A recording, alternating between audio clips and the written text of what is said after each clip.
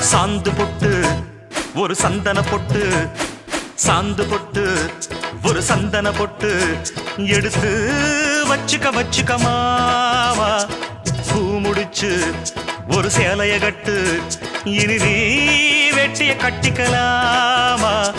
கம்பெடுத்தா சொல்லி அடிப்பேன், ஜல்லி காளையை போல் துள்ளி குதிப்பேன், ஒரு பம்பரமா சுத்தி அடிப்பேன்.